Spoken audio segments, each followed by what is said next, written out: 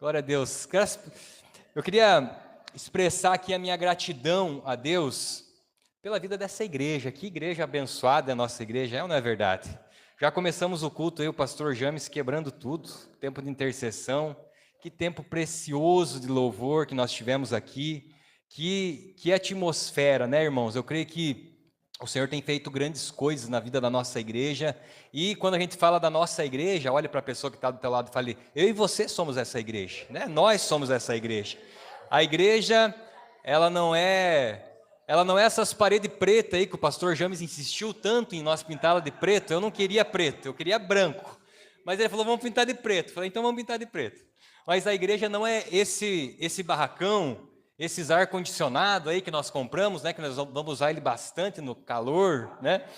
Mas a igreja é você e eu, nós somos essa igreja, nós somos o corpo de Cristo. E o próprio Cristo falou que as portas do inferno não prevalecerão contra a igreja, amém?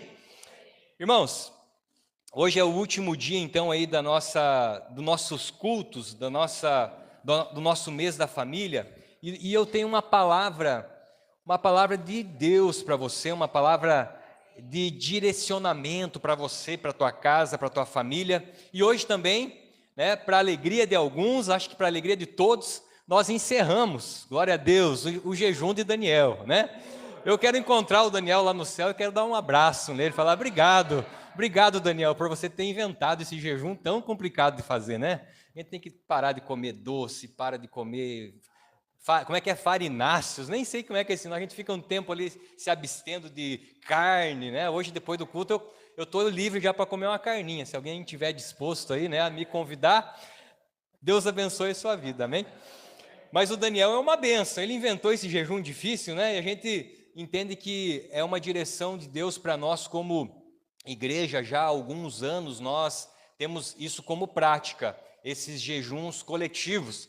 E nesse mês da família, mês de agosto, e se estendeu mais essa primeira semana de setembro, nós aí ficamos 3 semanas jejuando, né? E nós sabemos que o jejum não muda Deus. Você pode repetir assim, fale, o jejum não muda Deus. Ele é imutável, tá?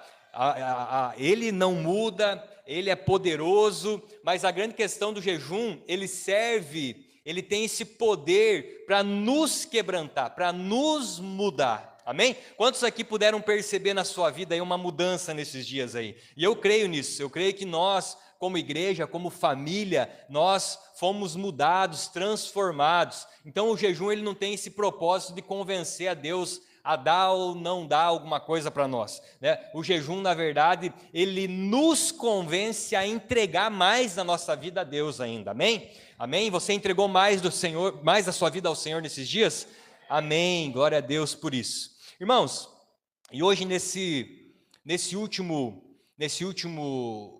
culto do mês da família, antes de nós entrar na palavra propriamente dita, eu queria que o Renato projetasse para nós lá, fazendo um favor, Renato, o Daniel capítulo 10, versículo 12. Daniel capítulo 10, versículo 12.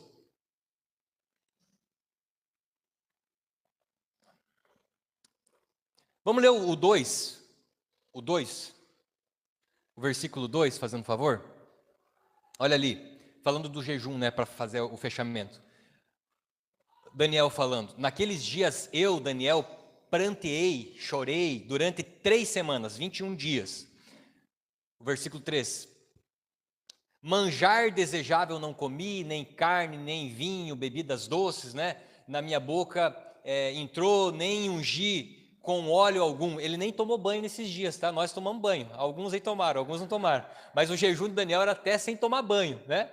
Até que passaram 3 semanas inteiras. Então ele jejuou durante 3 semanas.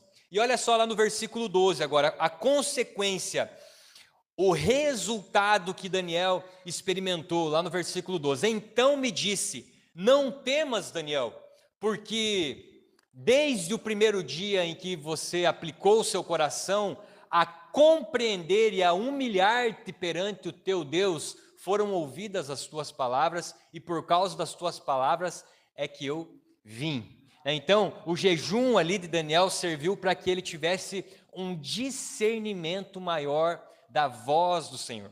A palavra de Deus fala que ele nem só de pão vive o homem, mas de toda a palavra que sai da boca do Senhor. O jejum, ele serve também para abrir o nosso entendimento e a nossa visão espiritual para as coisas que o Senhor tem para a nossa casa, para a nossa família. E eu creio que nesses dias de jejum, o Senhor abriu mais os nossos olhos, abriu mais as nossas mentes, os nossos corações para aquelas coisas que o Senhor tem para fazer na nossa família. Amém? Que Deus abençoe a sua vida, que Deus abençoe a nossa igreja. E nós já, nesses anos, nós já estabelecemos essa cultura de jejum. Não sei se lá na tua casa é assim, mas a Isabel, o Isaac ali, a Ju, a gente sempre conversa sobre essas questões de jejum. Já é uma cultura na nossa família, na nossa igreja aqui também. Eu sei que na sua família também essa prática de jejum já é uma cultura estabelecida pelo Senhor. Amém? Amém ou não amém? Amém. Irmãos, eu queria que você abrisse aí a tua Bíblia, lá em Gênesis, por favor, que é o versículo base aqui, o versículo base desse mês de agosto.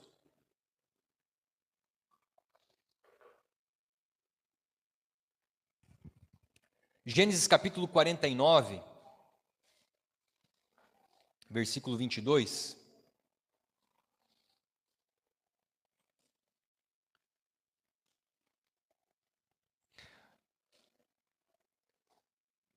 Todos os anos nós temos um título para o mês de agosto, e esse mês de agosto, mês da família, você lembra qual que era o tema? Frutificando em família. Você pode repetir? Fale, frutificando em família. E o texto base e o personagem base que nós usamos aqui, você lembra quem foi? José. Então, olha o texto base que nós aplicamos aí nessas semanas, nesse mês. José é um ramo frutífero junto à fonte. Os seus galhos se estendem sobre o muro. Você pode repetir assim, José, um ramo frutífero. Agora fale o teu nome aí, fale. Ramo frutífero, fale. Vamos lá no 3. 1, 2, 3. Ramo frutífero. Amém. Glória a Deus. Agora um outro texto que nós vamos ler, o Gênesis mesmo, 45, 8. Que é o texto base dessa ministração de hoje, a última. Gênesis 45, 8.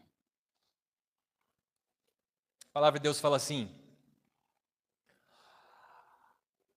Assim, José está falando. José, ele, no dia da virada, e o tema da ministração de hoje aqui, desse último culto, dessa última ministração, é o dia da virada. Você pode repetir assim comigo? Fale, o dia da virada. Então, José, ele está nesse dia da virada na vida dele. E olha só o que José escreve, o que ele fala. Assim não fostes vós que me enviastes para cá, e sim Deus que me pôs por pai de Faraó e senhor de toda a sua casa, e como governador em toda a terra do Egito. Esse foi o dia da virada, aonde José, diante dos seus irmãos, passa aquele filme na cabeça dele de todas as lutas, as crises, as dificuldades que até ali ele tinha enfrentado. Ele tem a oportunidade de pagar o mal com o mal, mas ele tem esse discernimento e ele fala essa palavra: tudo que eu passei, todo o sofrimento, toda a dor, toda a prisão que eu fiquei, toda a calúnia, toda a dificuldade, ele fala, não foi vocês, meus irmãos, que fizeram isso comigo, mas eu entendo que diante dessa dor, foi sim Deus que me pôs nesse lugar e me colocou agora como Senhor, como pai da casa de Faraó, e vocês conhecem toda a história. Eu queria que você fechasse os seus olhos um pouco, colocasse a mão no seu coração. Eu queria orar com você.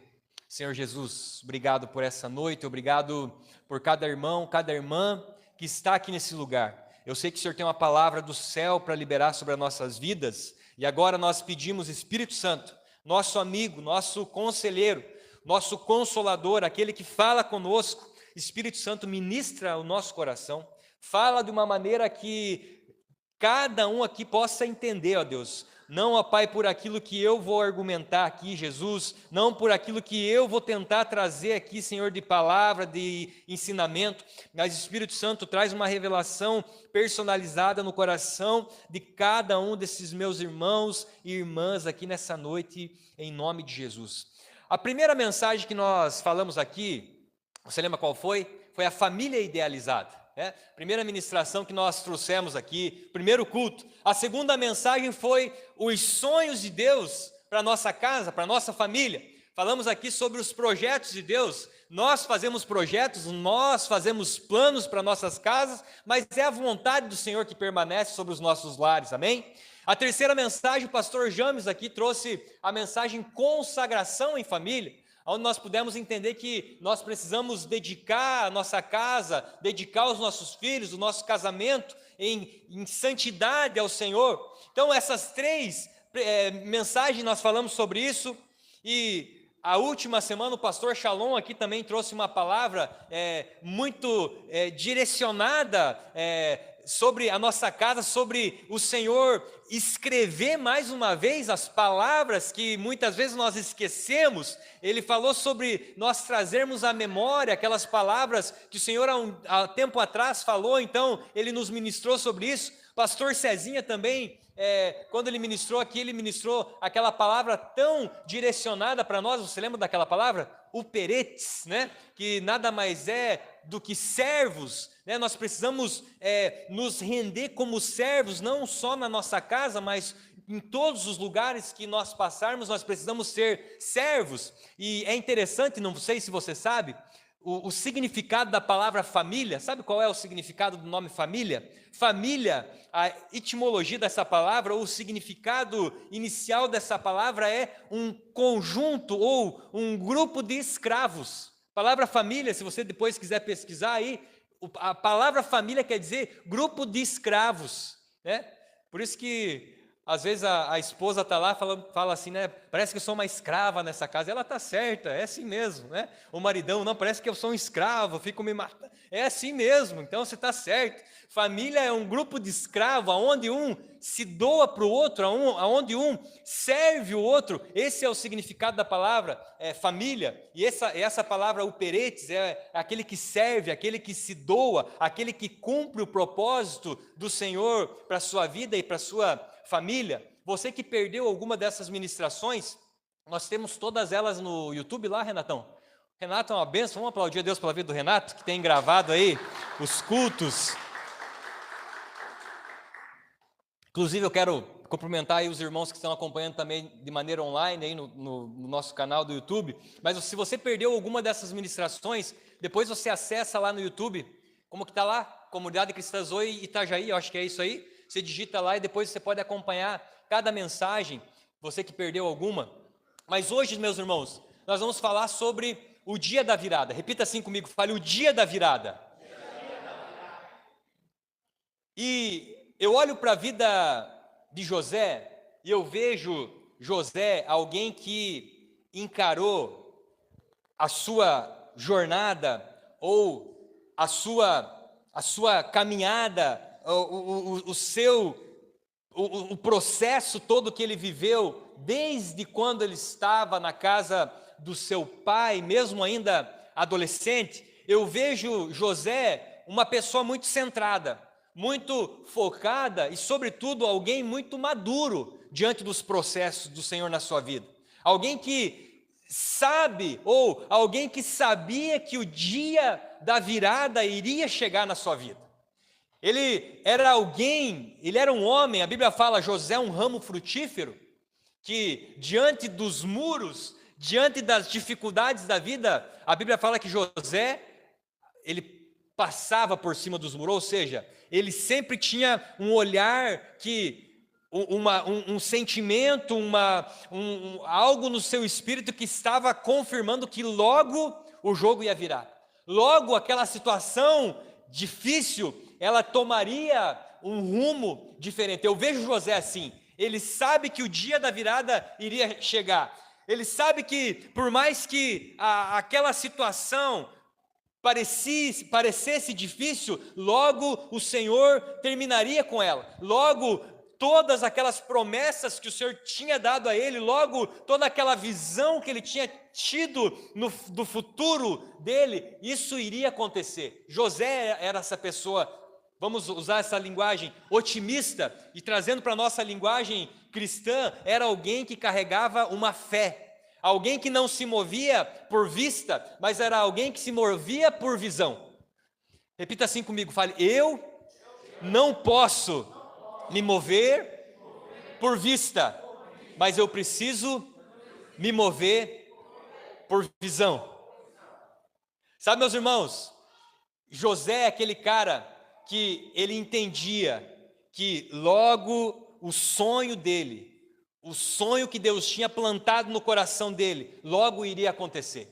E esse logo, a Bíblia fala que para Deus um dia é como 1000 anos e 1000 anos é como um dia. Então esse logo poderia demorar um mês, mas no caso aqui, na história bíblica, você sabe que demorou muitos anos para aquilo acontecer. Para esse versículo acontecer aqui, que nós acabamos de ler, demorou tempo dos 13 anos ali, 14 anos na adolescência, que ele sai da casa dos seus pais, que ele é vendido pelo seu irmão, para ele chegar nesse dia da virada, demorou muitos anos. Muitos anos, repita assim comigo, fale: muitos anos. Sabe, meus irmãos, eu olho para a Bíblia e eu vejo que a Bíblia, ela é uma história de virada. Todas as histórias bíblicas, a grande maioria, é uma história de virada. É uma história que Deus, num determinado momento, ele vira o jogo. Deus é um Deus especialista em virada. A Bíblia vai falar que nós somos mais do que vencedores. O que é um vencedor? O que é um vencedor? É alguém que vence um inimigo ou vence uma dificuldade. O que é um mais que vencedor? Eu vou tentar explicar para você, usando exemplos bíblicos, por exemplo, aqui. Vamos pegar a história de Davi e Golias.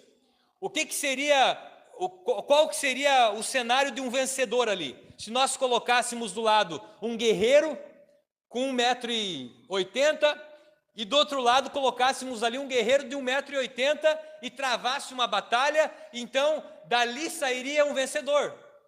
Mas na história bíblica, e pegando a história de Davi, o que nós vemos ali? Um gigante, Golias, e nós vemos ali um gigante preparado, homem de guerra, com escudo, com armadura, ele sozinho provocando todo o exército de Israel, e não tinha um homem lá, porque ele falou: será que tem homem aí? Meu Deus, se eu estivesse lá, eu acho que eu ia meio na fé, meio na loucura. O cara estava: não tem homem aí? Golias falou. E daí Davi, ele estava meio perdido, ele foi entregar marmita para os irmãos. Davi, piazão, né, que nem a gente fala lá no Paraná, ele chega ali e ele escuta isso, ele fala: peraí, ele está provocando não só o exército, mas ele está provocando o nosso Deus. E ele se posiciona, um menino franzino, pastorzinho de ovelha, com umas pedras no bolso ali. O que ele faz? Ele fala: eu quero lutar com vocês. Eles tentam colocar armaduras em Davi, tentam colocar espada, e ele não consegue caminhar com o peso da armadura de um soldado, então ele vai no peito e na coragem, no nome do Senhor Jesus. Então, aquele menino de 1 metro e pouquinho, ele derrota o gigante Golias, e ali ele se tornou não apenas um vencedor, mas alguém mais do que vencedor. Gideão, por exemplo, é outro exemplo muito legal de nós falar sobre esse mais que vencedor. Porque ali estava Gideão e tinha o exército dos medianitas. A Bíblia fala que era aproximadamente 120 mil soldados. Então, do outro lado, nós tinha o exército do povo de Deus, que tinha 32 mil. Já seria uma vitória extraordinária, não é verdade? Pegar um exército de 32 mil soldados contra um exército de 135, se eu não me engano, porque sobrou mais 15 mil depois. Vamos arredondar para 130 mil aqui e 32 mil ali, já seria uma vitória fantástica. Mas você conhece muito bem a história. Deus fala para Gideão: Gideão, seleciona aí alguns caras aí, nós vamos fazer algumas provas, alguns testes, e você conhece muito bem a história. No final ficou esses 130 mil contra quantos? 300. Mas a Bíblia fala que esses 300, com uma palavra do Senhor, eles vão, e nesse dia acontece o dia da virada para o povo do Senhor. Então esses 300 derrotam 120 e eles se tornam vencedores? Não, eles se tornam mais do que vencedores. Esse é o grande dia, o dia da virada. Isso é ser mais do que vencedor. Deus, fale assim comigo, Deus é especialista em viradas. Deus é especialista em viradas e Deus é especialista em história extraordinárias. Qual história da Bíblia que te impressiona? Vamos pegar a história de Abraão. Abraão e sua esposa Sara. Sara é estéril. Então Deus fala para Abraão, Abraão, eu vou fazer de ti uma grande multidão. Pera aí, Deus. Minha esposa é estéril, ela não tem filho. E além dela ser estéril, eu já estou mais para lá do que para cá, já estou velho já. Não tem mais jeito, só um milagre mesmo. E Deus fala assim, mas eu sou especialista em milagre e em virar história. Então o que acontece? Com 100 anos de idade, nasce o seu filho, o filho da promessa, e isso se repete nas outras duas matriarcas também, porque tanto Rebeca quanto Raquel, elas eram estéreis também. Mas Deus, como é um Deus que gosta, parece, de pegar coisas difíceis. Olha para a pessoa que está do outro lado e fala assim, você é difícil? Eu sou difícil. Eu sou difícil, você é difícil. E sabe o que alegra o meu coração? Que Deus, Ele gosta de pegar coisas ou pessoas difíceis, assim como eu, como você. Pessoas improváveis.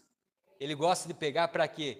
Para Ele fazer grandes viradas, para Ele fazer coisas extraordinárias. Ele gosta de pegar a tua família.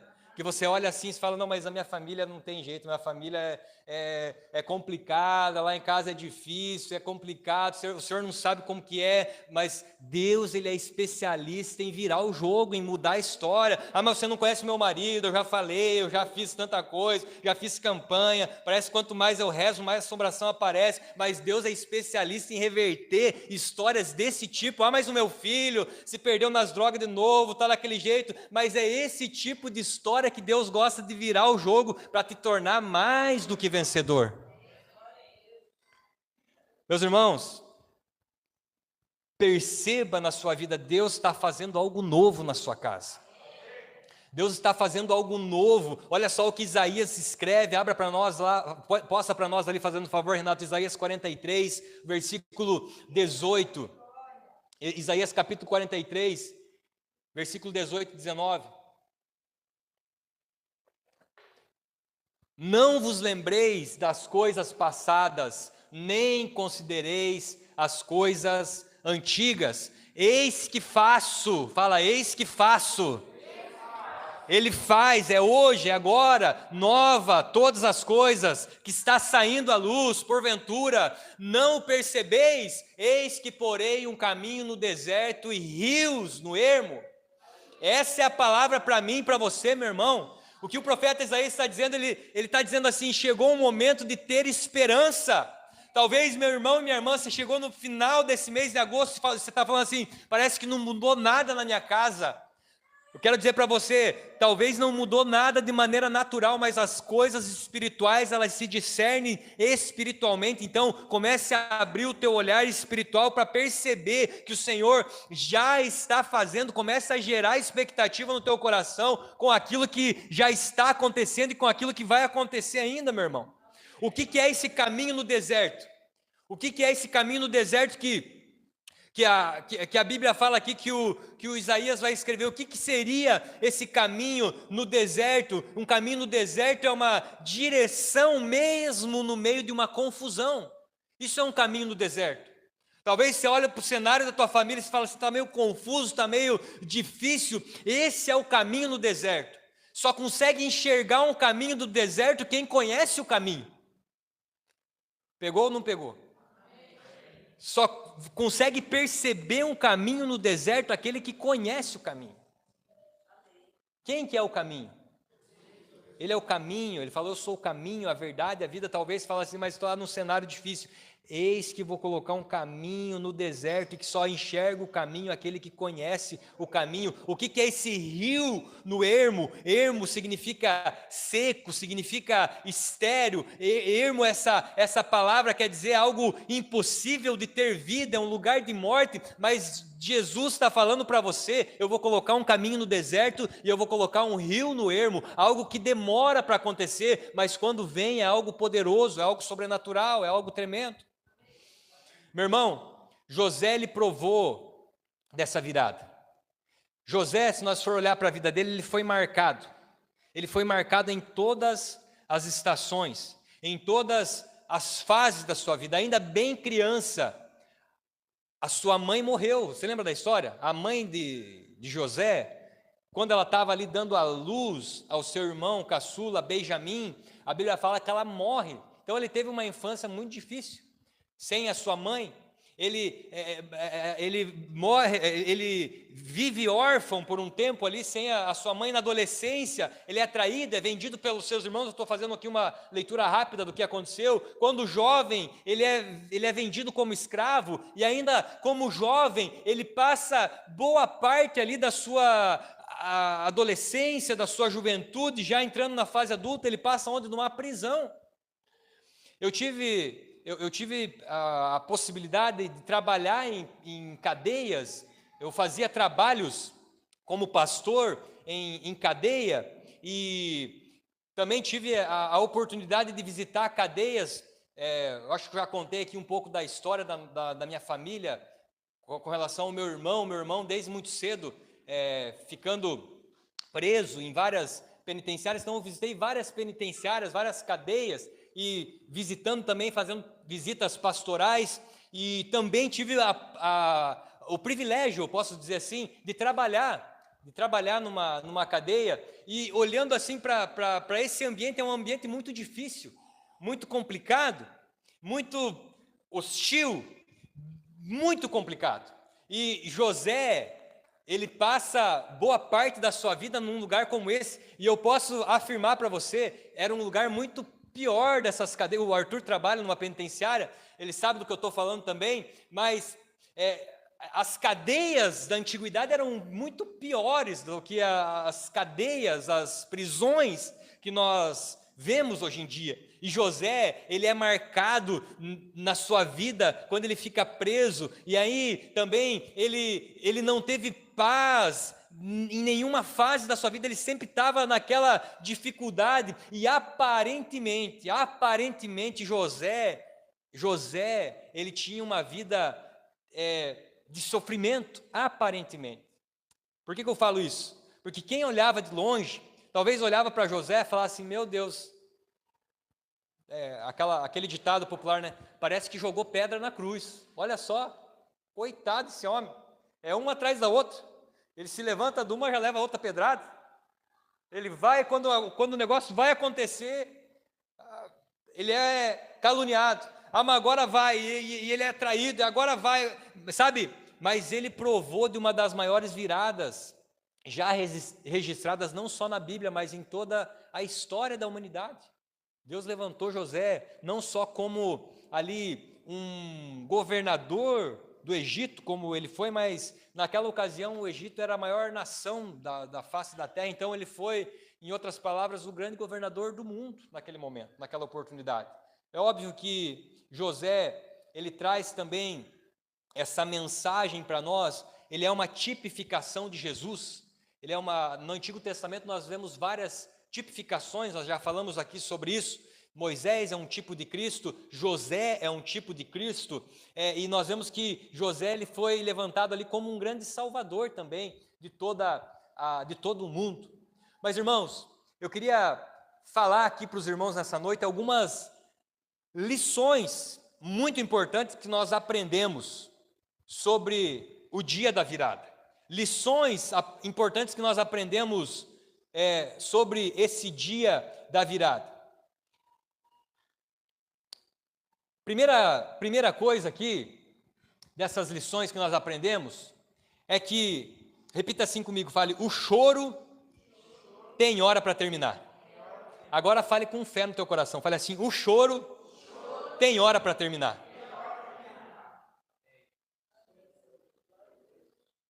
Abra a tua Bíblia aí comigo. Salmo capítulo 30, versículo 5.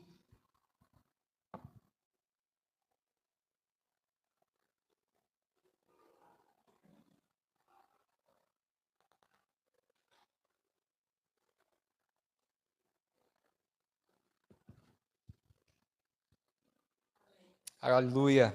Quantos acharam aí? Falei, eu achei. Se você não achou, está aqui no telão, ó. A Bíblia fala assim, ó, Salmo capítulo 30, versículo 5, porque não passa de um momento a sua ira, o seu favor dura a vida inteira. Ao anoitecer pode vir o choro, mas a alegria vem pela manhã. A alegria, ela chega, o choro ele vai embora, ele termina, e a alegria, ela dura apenas um tempo na nossa vida, um tempo de escuridão, um tempo, aqui nós podemos dizer, um tempo onde não tem revelação, um tempo onde nós não conseguimos enxergar nada para frente. Esse é o tempo do choro. Mas a Bíblia vai falar que existe uma alegria que ela aparece quando a luz chega. Quem é a luz na nossa vida? Quando Jesus, ele traz esse direcionamento, ele traz essa direção, aí sim o choro vai embora. Olha o detalhe, olha o detalhe. Ele não fala que o problema vai embora, ele fala que o choro vai embora. Então talvez as coisas não mudem de forma externa na sua vida, mas com a luz, com uma revelação sobre aquela situação que eu estou falando, talvez o contexto externo não mude, mas o interno muda, aquilo que está dentro de mim muda, aquela convicção que está no meu coração, ela vai mudar, amém? Fale assim, em primeiro lugar, eu mudo, depois as coisas à minha volta, elas mudam. A Bíblia garante que esse choro, ele não permanece para sempre. Olha só o que em Mateus capítulo 5, versículo 4 vai falar: bem-aventurados os que choram. Quantos aqui estão chorando nesses dias? Eu tenho chorado muito esses dias.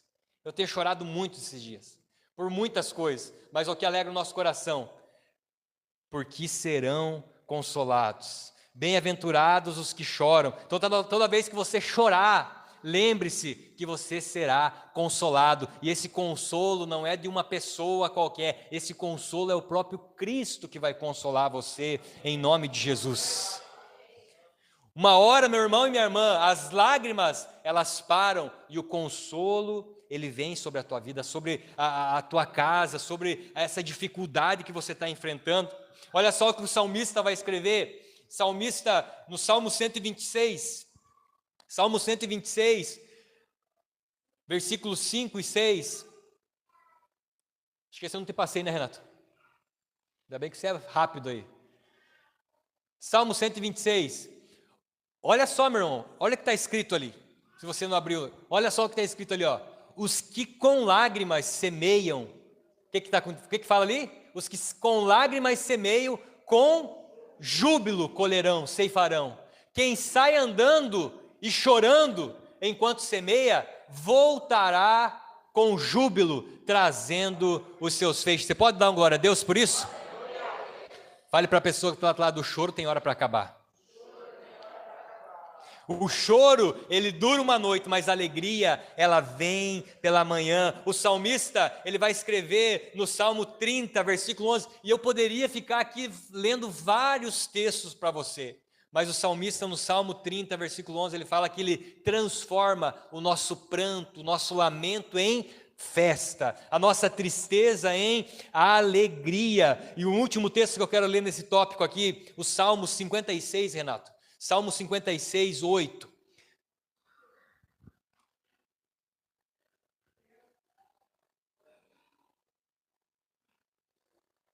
Glória a Deus, olha só. Você que está falando assim, mas parece que eu tenho chorado tanto e as coisas não estão acontecendo. Olha só o que acontece com as tuas lágrimas. Talvez você vai chorar mais hoje ainda. Talvez você vai falar assim, Deus, eu quero chorar mais, porque, olha só.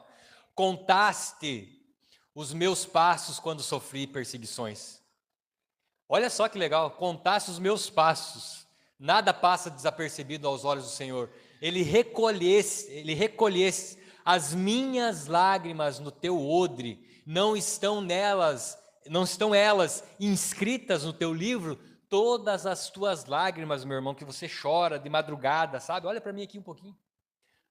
as lágrimas que você tem chorado pela tua casa, pela tua família, todas elas, existe um anjo que está recolhendo essas lágrimas, e ela está enchendo o odre ali. Todas as lágrimas que você tem chorado. No banho, talvez você chore escondido. Talvez quando você está no teu trabalho, você está chorando lá, ninguém está vendo. Eu queria dizer para você, o Senhor está vendo, e não só vendo, Ele está recolhendo todas essas lágrimas num pote, num odre. Elas estão registradas no livro do Senhor, e em nome de Jesus vai virar o jogo na tua vida, logo, logo isso vai virar, porque nada passa desapercebido. O choro dura uma noite, mas a alegria, ela vem pela manhã sobre a sua vida. Receba essa palavra sobre você. Levanta a sua mão assim mais alto que você puder e pega essa palavra para você. Você que está chorando, você que tem sofrido, você que tem orado, jejuado, em nome de Jesus, o tempo de choro ele está acabando na sua vida, em nome de Jesus. Aleluia. Aleluia. O choro, ele tem hora para terminar. Meu irmão, a hora que esse odre encher, essas lágrimas, elas serão transformadas em vinho. E o vinho significa alegria. Eu profetizo isso sobre a tua vida. Alegria, alegria do Senhor. E é a alegria que o mundo não pode dar. Não estou falando aqui de uma alegria externa, mas é uma alegria do Espírito que vem sobre você e sobre a sua casa, em nome de Jesus. A segunda coisa que nós aprendemos aqui, lições importantes para o dia da virada. Segunda coisa, agarre-se à palavra de Deus. De uma maneira profética, pega a sua Bíblia aí, você que está com a sua Bíblia de papel, se agarre na Bíblia aí agora, se agarre à sua Bíblia. Nós precisamos nos agarrar, não só nessa palavra aqui, mas também nas palavras que o Senhor já liberou sobre a nossa história, sobre as nossas famílias, nos agarrar, nos apegar. Fale assim, eu preciso me apegar na palavra de Deus. Sabe por quê, meus irmãos, que nós precisamos nos apegar à palavra de Deus? Abra a tua Bíblia aí. Nós estamos lendo bastante Bíblia hoje, né? É bom. A Bíblia. Está tudo na Bíblia. Oi? Vamos passear na Bíblia toda aí, em nome de Jesus. O salmista, no Salmo 105. O Salmo 105, irmãos, a Bíblia toda está interligada, desde Gênesis a Apocalipse. Mas o Salmo 105 ele vai colocar um detalhe na história de José que nós não vemos em nenhuma outra parte da Bíblia. O Salmo 105, coloca para nós lá, fazendo um favor, Renato. Ele vai dar um detalhe. Depois, se você quiser ler na tua casa, o Salmo 105 todo, nós vamos ler apenas 2 versículos, mas ele vai falar sobre alguns detalhes da história de José. Olha só o que fala ali.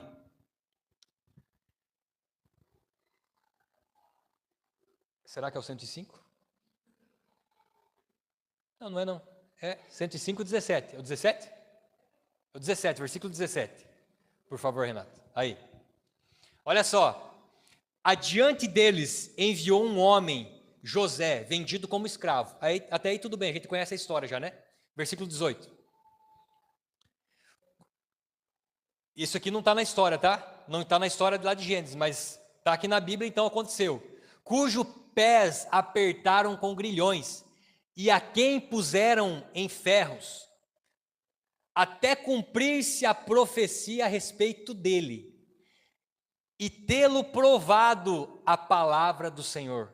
Eu quero repetir essa última parte ali. E tê-lo provado, o quê? A palavra do Senhor provou José. Por isso que nós precisamos ter uma palavra. A Bíblia, pode deixar o texto aqui. A Bíblia, ela deixa muito clara. José, ele tinha uma palavra. E o que sustentou José durante toda a sua vida? A palavra. A palavra que o Senhor libera para a nossa casa, para a nossa família, para o nosso trabalho, para o nosso ministério, ela vai nos sustentar nos momentos de dificuldade, nos momentos onde você não sente nada, nos momentos onde tudo está dando errado. É a palavra do Senhor que nos sustenta. E mais do que isso, a Bíblia fala que a palavra do Senhor provou José. Provou José.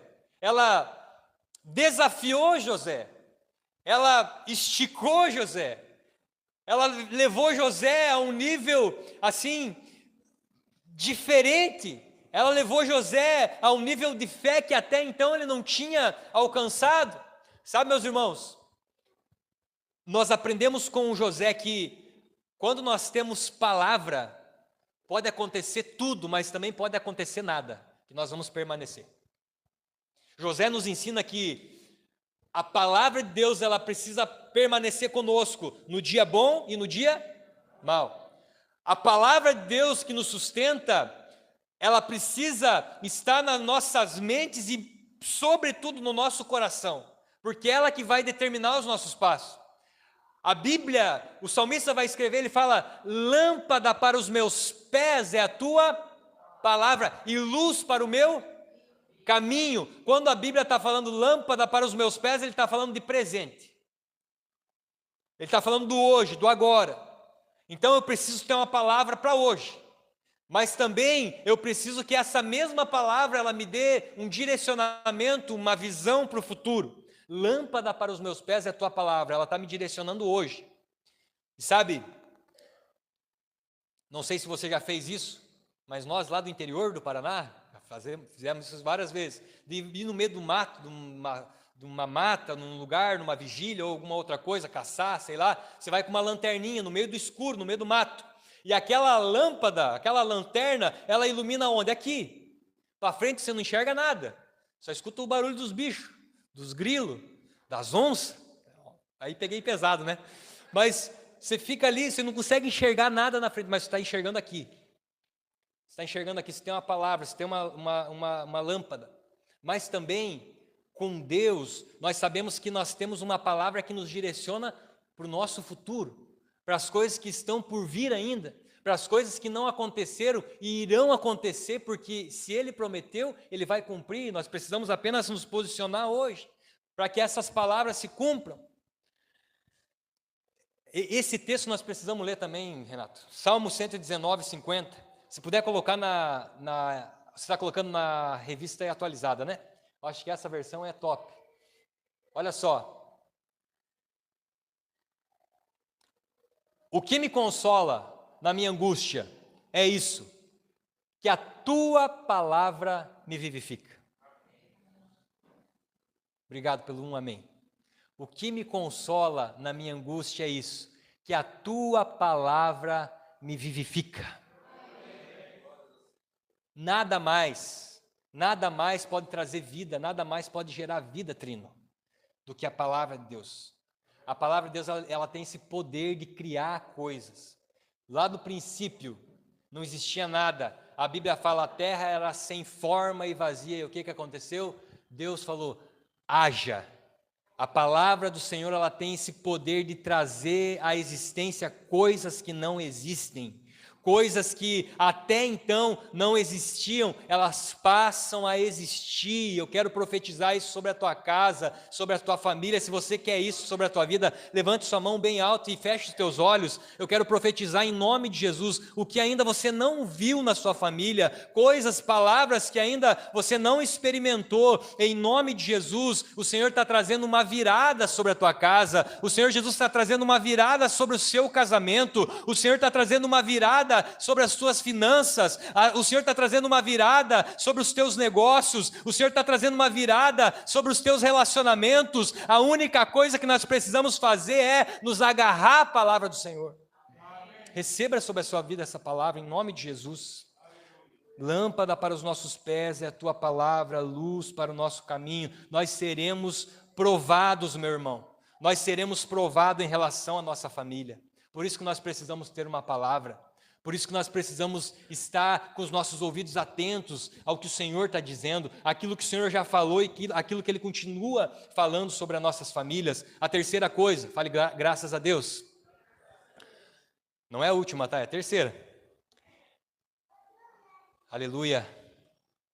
Estava com saudade de pregar, pastor James. Fazia tempo, hein? O senhor pregou um, depois o pastor Cezinho, depois o pastor Shalom. Glória a Deus. A terceira coisa é, agarre-se à visão de Deus. Agarre-se à visão de Deus. José, ele teve sonhos poderosos. Ele teve uma visão do futuro. E esses sonhos, esses projetos, esses sonhos que ele teve, gerou na vida de José uma visão de futuro. Esses sonhos de José geraram não só uma perspectiva do futuro, mas uma visão. Fala assim, eu preciso ter uma visão. Todas as pessoas que passaram pela vida de José ali no Egito, o pessoal lá na cadeia, o faraó, essa galera toda que ele teve ali a oportunidade de conversar com eles, todos eles tiveram uma visão de futuro, uma visão, algo além. Toda visão ela vai além de você. A visão ela não, você já percebeu isso? A visão ela não fala sobre nós, a visão ela fala sobre fora. Quando Deus fala com Abraão, ele fala, Abraão, o que você precisa fazer? Vem aqui, Arthur, você é o Abraão agora. O Arthur é o Abraão. Ele estava dentro da casinha dele. Ele fala assim, Abraão, você está aqui bem gostosinho, dentro da tua casinha, com a tua famíliazinha, tá sossegadinho aqui, então o que você vai fazer? Você vai sair fora. Sair fora é bom, né? Porque é redundante, mas você vai sair, sai para fora, sai. Então, além dele. Olha agora para cima aí, olha para cima. O que você está vendo? As estrelas, olha para baixo. Olha a areia, olha as estrelas. É sempre para fora. Visão, fale visão, é para fora. Fale visão, ela é além de mim. Ela é fora. Obrigado, Abraão. Depois você me paga uma janta. Aleluia, em nome de Jesus. Você percebeu que quando Abraão ele está aqui, ele não consegue, porque dentro da casinha ele não consegue ver as estrelas. Dentro da casinha ele não consegue ver a areia. O que Deus está nos ensinando? Nós precisamos sair da nossa casinha. A gente precisa sair do nosso mundinho. Fale para a pessoa que está do lado. Sai do teu mundinho. Fale para a pessoa que está do outro lado. Fale, sai do teu quadrado. Né? Tinha uma musiquinha antigamente, cada um no seu quadrado. Essa musiquinha não serve para nós. Sai do teu quadrado. Sai do teu quadrado. Nós precisamos nos agarrar a essa visão. Abacuque, olha só o que está escrito em Abacuque. Faz favor lá, Renatão. Abacuque, capítulo 2, versículo 1. A Bíblia vai falar assim, ó. Nós estamos entrosados, hein? A hora que eu virei aqui, saiu ali o... Se a gente treinou durante a semana, né, Renato? Por-me-ei na torre de vigia. Olha só, sala de oração. Fale, sala de oração. Por-me-ei na sala de oração, na torre de vigia. Colocar-me-ei sobre a fortaleza e vigiarei para ver o que Deus me dirá e que resposta eu terei à minha queixa. Versículo 2. E o Senhor me respondeu e disse, o que o Senhor falou para mim? Escreve a visão. Fale, eu preciso escrever a visão. Meu irmão, eu queria fazer um exercício com você aqui nessa hora. Como que vai estar a tua família daqui 20 anos? Você já visualizou? Como você vai estar daqui 20 anos? Como os teus filhos estarão daqui 20 anos? Você como pai daqui 20 anos? Ah, mas nunca pensei nisso. Comece a pensar. Comece a pensar. Sabe? As grandes empresas, as grandes companhias, enfim, eles projetam, não é um planejamento anual, é um planejamento a cada 20 anos, 30 anos. Quantos aqui acham que a família é mais importante que uma companhia, que uma empresa? Então por que você não projeta coisa para tua família, para tua empresa? Peguei pesado agora, tá? Estou pegando pesado comigo também. Mas por que nós não projetamos daqui 20 anos? O texto fala assim, escreve a visão. Você percebeu que quando você entra na igreja, que nós colocamos uns quadrinhos ali? Ali nós temos a nossa visão, a nossa missão, o nosso ministério, os nossos pilares. A nossa visão, a visão da nossa igreja é muito simples. Igreja simples, com célula, que fala de Jesus, que glorifica o Pai. Essa é a nossa visão. É clara. E a visão, ela precisa ser clara. Os seus filhos lá na sua casa, sabe qual que é a visão da sua casa, da tua família? Nós precisamos, como pais, como mães responsáveis que somos, nós precisamos colocar uma visão, mas não uma visão nossa. A visão de Deus para a nossa casa. Lá na nossa casa, as crianças já sabem, tem coisas que não está na visão. Não está dentro daquilo que nós entendemos que Deus tem para a nossa casa. Antes de nós casarmos, eu e a Ju, a gente teve várias palavras, e logo depois, quando nós casamos, nós tínhamos essa palavra sobre areia, sobre o texto ali de Abraão, sobre a areia do mar, sobre as estrelas. Então, um dia, uma profeta do Senhor, ela deu presentes para nós, 2 quadrinhos. O dia que você for lá na minha casa, e está convidado para ir lá, o dia que você quiser, só me avisa antes para eu organizar lá. Mas você vai lá na minha casa, você vai ver que tem 2 quadrinhos lá na nossa casa. Um quadrinho com a areia do mar e o outro quadrinho com as estrelas do céu, porque foi uma visão que Deus deu para nós, com relação à nossa casa, ao nosso ministério. Está escrito lá, tá? Colocamos num quadro. Essa será a nossa descendência. Esses serão os nossos filhos naturais, esse é o legado, nossos filhos espirituais. E você vê como é que Deus, Ele é... Não sei se você pensa assim de Deus, mas eu vejo Deus com um senso de humor bem legal, assim. Mas Ele nos trouxe para cá, para Itajaí, onde tem praia, e a gente olha aquele céu lindo que tem aqui, né? Então, faz parte da visão que Deus deu para nós lá atrás, 17 anos atrás. Hoje nós estamos vivendo um pouco dessa visão. Fale para a pessoa que está do outro lado, escreva a visão, desenhe a visão. Qual que é a visão que você tem para a tua família, meu irmão? Qual que é a visão que você tem para a tua família, minha irmã? Às vezes eu vejo alguns irmãos comentando isso, falando, mas o mundão está assim mesmo, o que será dos meus filhos? O que será da minha família? O que será... Nós não andamos por vista, meu irmão. Isso que você precisa ficar bem claro para você e para mim. Nós não andamos por vista, nós andamos por visão e por convicção daquilo que Deus falou. O mundo lá fora pode estar torando pau, o STF, não sei o que lá, as finanças, é a guerra, lá não sei onde. Nós estamos caminhando por uma visão, e essa visão é uma visão do céu para a minha vida e para a minha família. Tenha uma visão. Quem não tem visão, não está indo para lugar nenhum. Quem não tem visão, ele não tem clareza de nada, ele está se enfiando em um monte de rolo, porque ele não tem visão, ele não tem uma postura prática. Escreva a visão, que a visão ela vai dar sustentação para nós, não só no dia que estiver tudo bem, mas naquele dia que as coisas não forem nada legais na nossa vida. Amém? A penúltima coisa, fale glória a Deus. Não há virada extraordinária para pessoas medíocres. Não existe uma virada extraordinária para pessoas medíocres. E preste atenção, mediocridade, ela entra nesse pacote daquela pessoa que fala assim, mas todo mundo é assim. Já falou essa frase? Eu já falei muitas vezes. Mas todo mundo está fazendo assim, eu vou fazer igual. O famoso Maria vai com as outras, né? Mas com todo mundo é assim. Fale para a pessoa que está do outro lado dessa frase, fale assim, você não é todo mundo. Não sei se você já ouviu falar isso dos teus pais. Nossa, eu odiava quando minha mãe falava isso para mim. Ela falava assim, você não é todo mundo. E sabe, meus irmãos, o nosso papai, ele fala para mim e para você, você não é todo mundo. Que bom ouvir isso do nosso Pai, né?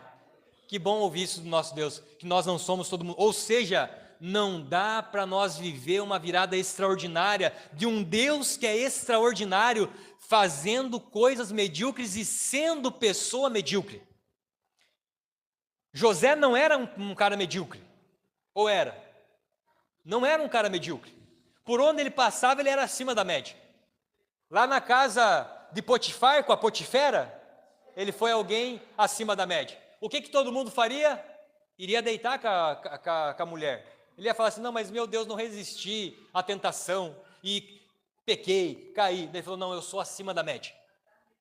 A carne é fraca, eu sou acima da média, eu vou fugir. E a Bíblia fala que ele fugiu, porque ele era alguém diferente, ele era alguém que não se enquadrava na média, e eu e você, meu irmão e minha irmã, nós não podemos viver na média se nós queremos ter uma virada extraordinária na nossa vida, nós não podemos viver no automático, nós corremos esse grande risco de cair no automático, não é verdade?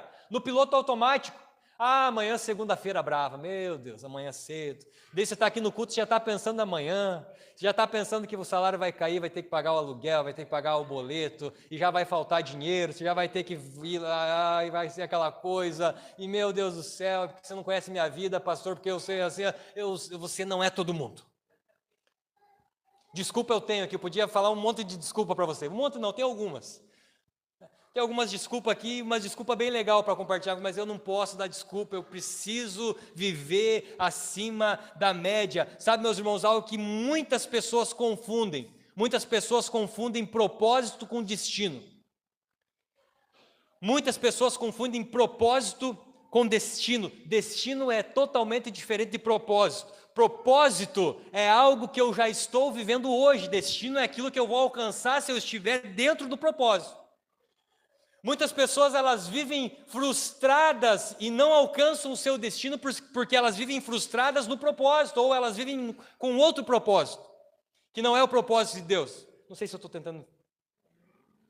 Acho que tá legal? Às vezes a gente começa a falar, né? Mas eu fico preocupado com o destino, porque senão eu vou viver ansioso. Se eu estou tranquilo, no propósito, fazendo aquilo que Deus me chamou para você fazer acima da média, eu vou alcançar o meu destino. O grande problema nosso é que a gente fica visualizando só o destino, porque lá na frente vai acontecer, e a gente acaba sabotando o nosso propósito.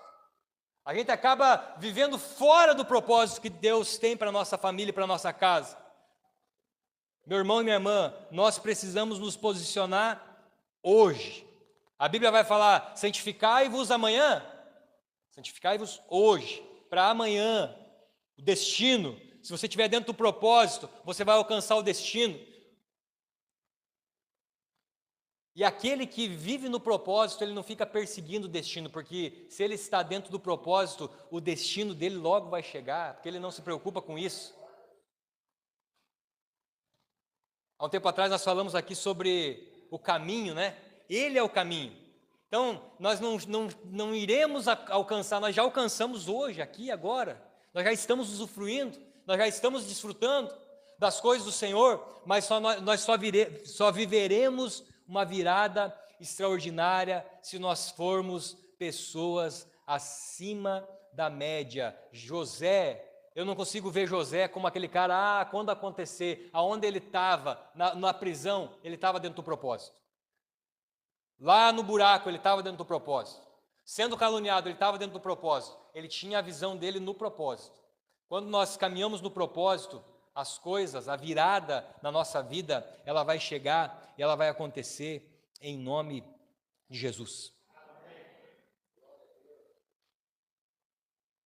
Sabe, meus irmãos, o que nos ajuda nesse processo todo,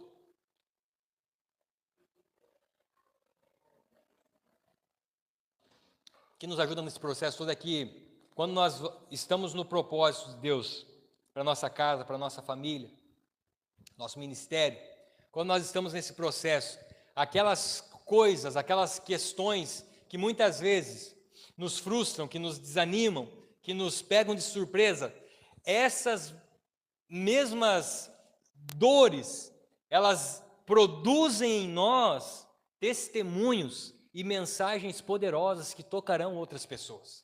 Quando nós caminhamos nessa perspectiva, o Senhor vai ressignificando, que palavra bonita é essa, né? Mas Ele vai ressignificando a nossa dor. Ele vai ressignificando as lutas que nós passamos. E lá na frente, quando nós estamos dentro do propósito, lá na frente nós vamos poder testemunhar para outras vidas. E o propósito não se cumpre no final, ele se cumpre na compreensão e na revelação do hoje, do agora. E a última coisa, fale glória a Deus. A maior virada da história já aconteceu, amém? Como que já aconteceu? Jesus, ele já venceu a morte, Jesus, ele já ressuscitou ao terceiro dia, e você tinha que dar um glória a Deus bem alto agora. E você pode ficar de pé, fazendo favor, para dar aquela impressão que nós já terminamos, mas na verdade a gente já terminou mesmo. Arthur, pode subir com a galera. E que dia da virada, hein, meu irmão? Que dia da virada, nós vamos terminar esse dia da virada hoje, na mesa, ceando junto em família. Mas sabe, meus irmãos, Jesus, preste mais um pouquinho só de atenção aqui, Jesus, ele foi maltratado, ele foi morto, ele foi cuspido, ele foi surrado, ele foi traído, ele foi vendido. E sabe, eu fico pensando assim, Satanás, ele foi tão inocente, coitado, né? Eu fico com tanto dó de Satanás. Não fico não, estou brincando, tá? Mas eu fico pensando, nessa hora, não está na Bíblia, tá? A minha impressão. Mas nessa hora que eles matam Jesus, né? A gente assiste aqueles filmes, né? Quando Jesus morre lá, morreu. Eu fico pensando que nessa hora, o diabo lá e as diabetes e toda aquela galera do inferno, eles soltaram um foguete. E fizeram festa, e tocaram aquelas músicas tão feias que a gente escuta, né, na rua, aquela galera com um som alto na rua, e estavam naquela festa, eles falaram, agora ganhamos, vencemos. Mas só que, na verdade, eles estavam trabalhando para Deus nesse momento, porque era tudo o que nós precisávamos, era que o Cordeiro, aquele que é santo, aquele que é puro, aquele que era e que há de vir, esse Cordeiro que foi cuspido, que foi mudo, calado, como uma ovelha calada, esse Jesus que morreu, a Bíblia fala que no terceiro dia, então eu fico pensando assim, o diabo lá, festa o primeiro dia, festa o segundo dia, mas no terceiro dia, fale comigo assim, no terceiro dia, aconteceu a maior virada da história. Jesus ressuscitou, meu irmão e minha irmã. O terceiro dia foi o dia da virada. Sabe? Existia o sábado ali de silêncio, onde parecia que nada mudava, mas Jesus venceu a morte. Essa é a maior virada da história, meu irmão. Feche teus olhos, por favor, feche teus olhos por um momento. Feche teus olhos por um momento. Eu sei que o Espírito Santo já ministrou o teu coração. Nós não precisamos aqui de um apelo, de um momento, porque o apelo já está acontecendo enquanto a palavra está sendo liberada, o Espírito Santo já está ministrando o teu coração. A palavra de Deus fala que ela é como uma espada, que ela vai penetrando no nosso ser, no nosso íntimo. Então a palavra do Senhor já feriu o seu coração, já tocou o teu coração, e eu sei que Ele já mostrou para você o que você precisa fazer. Eu sei que Ele já revelou para você o que você precisa fazer, sabe? Mas eu preciso terminar esse tempo aqui dizendo para você, Romanos capítulo 6, versículo 8, ora, se morremos com Cristo, cremos também que com Ele viveremos. Sabe, meus irmãos, a virada já aconteceu na tua casa, na tua família, já aconteceu. Viva dentro desse propósito, viva dentro dessa perspectiva. Talvez você encerrou mais um mês da família e falou assim, mas não mudou nada, você orou. Meu marido que eu fiz esse mês aí de oração parece que está pior. Sabe, meus irmãos, em nome de Jesus, isso é o que dá a impressão, mas eu quero falar para você mais uma vez, a virada do Senhor está acontecendo na tua vida, mesmo você não vendo, creia, mesmo você não não estando experimentando hoje, se agarre a essa visão, a essa palavra que o Senhor já liberou. Ele falou que você e sua casa serviriam a Ele, você e sua casa seriam salvas. Se agarre a essa palavra, se agarre a esse decreto do Senhor do céu para a sua vida. Josué falou: eu e minha casa servirei ao Senhor. E essa foi a visão dele. Que nós possamos caminhar com essa visão, que nós possamos nos agarrar a essa palavra, que nós possamos ser essas pessoas acima da média, que se agarram nessas promessas e nessas palavras que o Senhor já liberou.